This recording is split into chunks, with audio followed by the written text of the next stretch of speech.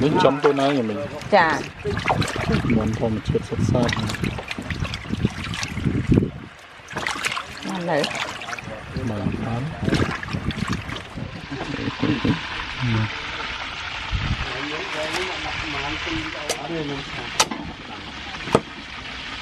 con áo như miếng con kho cắm chút nữa cắm đi con ngắn đi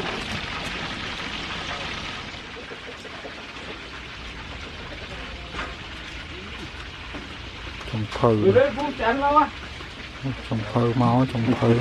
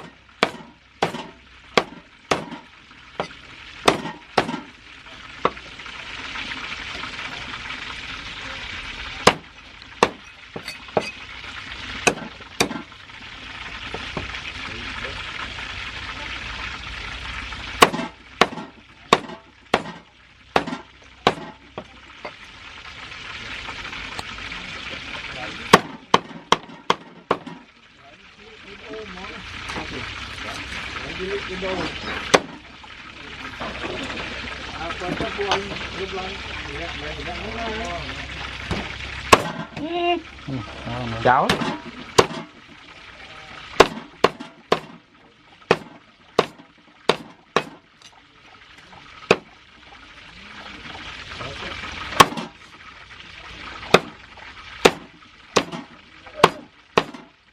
Âu đã tắc.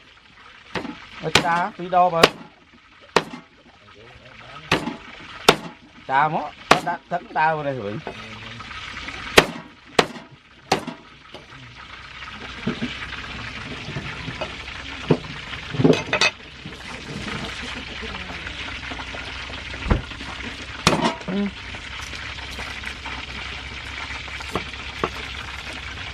Pig.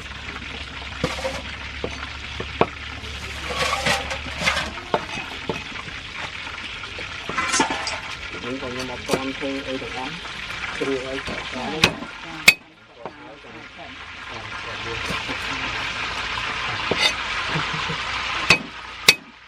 đám tức khăn rồi.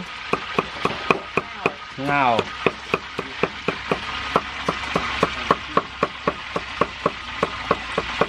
Nó tha chút em.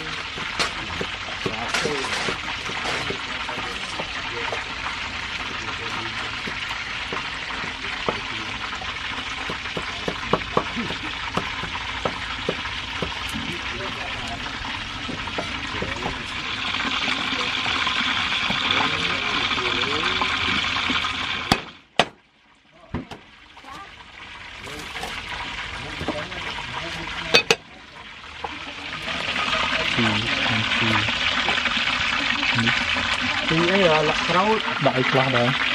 Còn nó đại chết buồn này. đây Đây. đây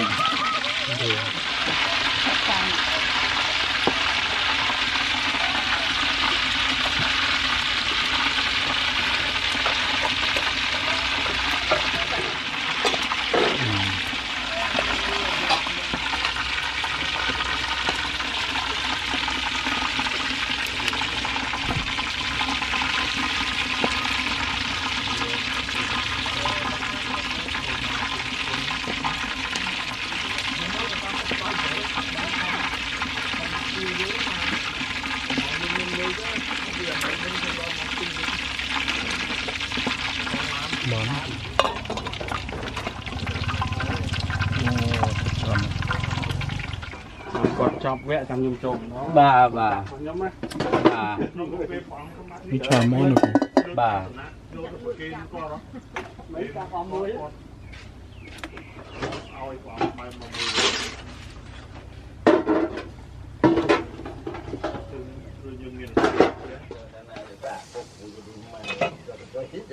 Vừa rồi cái này tôi chưa còn biết ô chả phải áo đâu người ta bốn phang một tiền nhưng cái nó cười lượng này bọn ta trâu cười lượng mà chú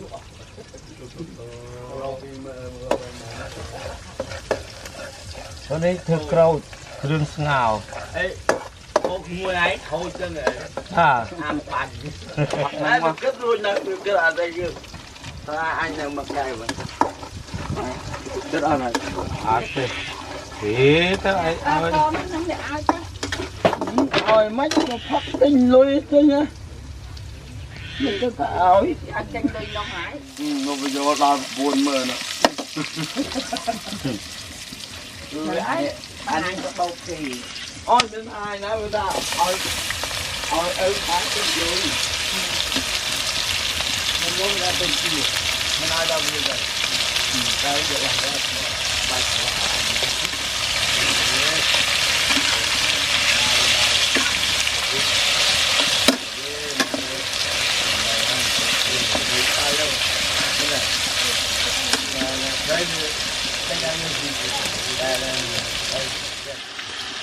dạ từ nó đi đó cảm ơn luôn những cái ai mua bán thôi còn mua bán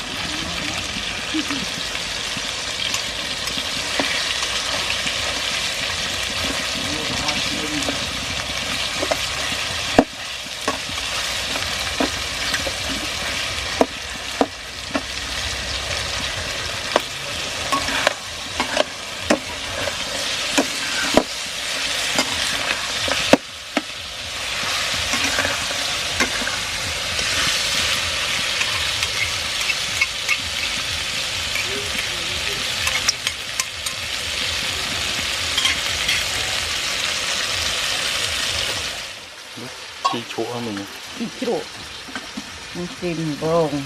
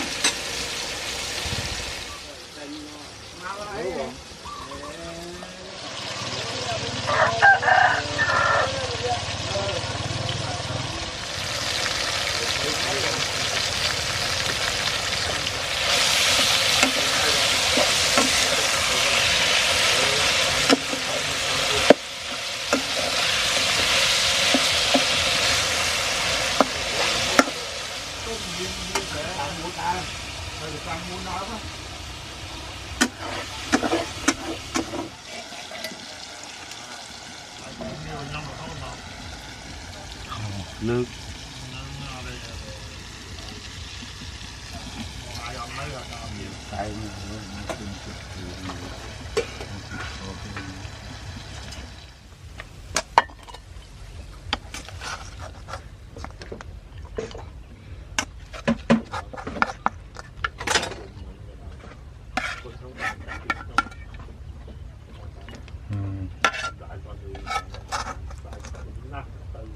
món cha chủ ai theo cha chủ án nhá bà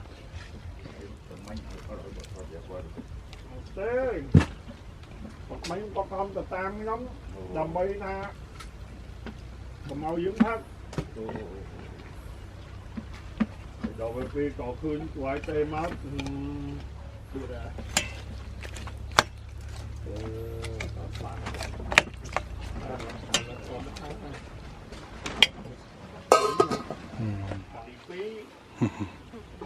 tự phát